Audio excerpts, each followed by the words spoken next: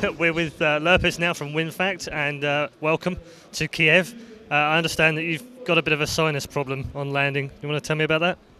Yeah, I don't. It happened to me last time, like 18 months ago. Happened like on multiple flights. I think it was like 4 or 5 flights in a row where it was this really bad pain on my right side of my forehead, like for like 10 minutes upon landing, and then it didn't happen at all for like 18 months. And then today, sometime when we started descending, I started feeling like a little bit of weird thing here, and it just kind of reminded me of that. And then like 5 minutes later, I was in really bad pain, and it's still like a little bit there, but it'll probably be fine by tomorrow. I was going to ask you, by tomorrow it's gone. If it's not gone, what do you do? It's not bad enough anymore that I don't think it'll affect anything. Like, it's just like a little annoyance, but if I'm focused on something else, I'm not going to notice it. Yeah, I think that's key, isn't it? Focus on something else tomorrow. Talk to me about WinFakt. You guys have already qualified, so presumably pressure's off here, but you want to do as well as possible. You're in a tricky group. How do you see it going? I mean, because of our roster change, we were forced to change 2 players for the New Year's. 2 of our players, my brother and Nasu, and then Yegetus were both forced to kind of go inactive because of school and work commitments, where they wouldn't really be able to practice that much, wouldn't be able to take that much time off for tournaments and things like that. Kind of just forced them out. So we've had 8 days of practice with a new team. So it's always a little tricky. There's 7 maps here at play. We get to remove 2. 2 in the playoffs, 3 in the group stage. So that means we've had to practice 4 or 5 maps, or up to 6 maps if we only want to remove 1, which we're doing just in case we do move out. So I mean, 8 days definitely isn't enough for that much practice. So we're still, I'd say our good level is really good on any map, but then also we're really inconsistent. So if things don't start going our way, we can easily just mess up things. So we just don't have that much experience as a team. I feel like we're, just because of our new roster, I feel like we probably are a slight underdog against everybody here. In not everybody overall, but in our group, I feel like it's probably something like 45-55 or 40-60, depending on the team.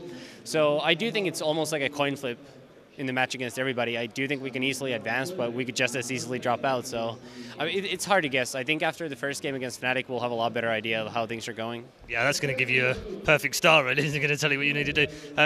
You think every game is a flip game. Some would argue Fnatic are probably the strongest team in that group, but how do you look at mousesports? Because they've had roster change. Obviously, they've got Zonic coming in. It's all the talk of the town right now as to how he's going to do and what have you. But like you said, you've had 2 roster changes. So do you use this as a boot camp, or do you genuinely just try and do as well as you can?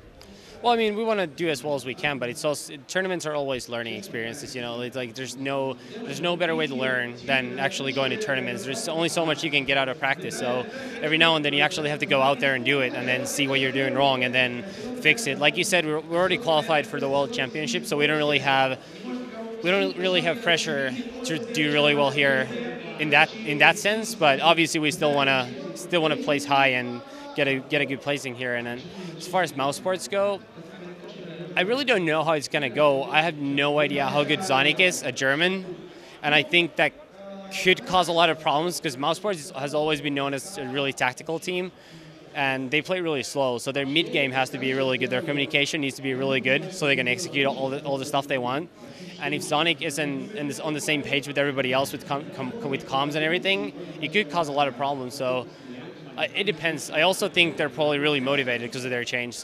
And they've had way more time to practice than us because they already played with Zonic in like mid-December for the qualifiers here. So they definitely have had more time.